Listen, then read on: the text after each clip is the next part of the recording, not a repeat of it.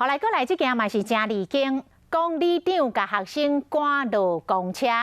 新北市汐止江树市中的学生上网来留言，讲因为公车顶人伤多了，这个上班族挤袂起哩，所以里长就要求本地伫车顶的学生提早一站来落车，行路去学校。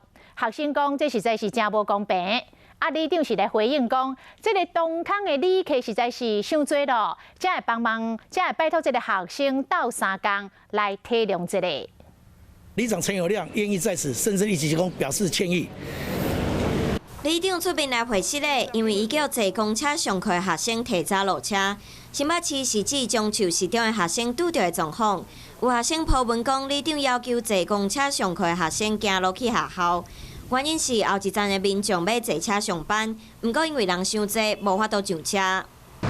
就是说，他们有被公车靠站的时候，有被穿着背心的义工，希望他能够提前下车，让里面能够顺利上车。里长表示，因为这班公车是通往台北市南港科学园区的路线，班次无多，站房时间人特别多，才会要求学生提早一站落车。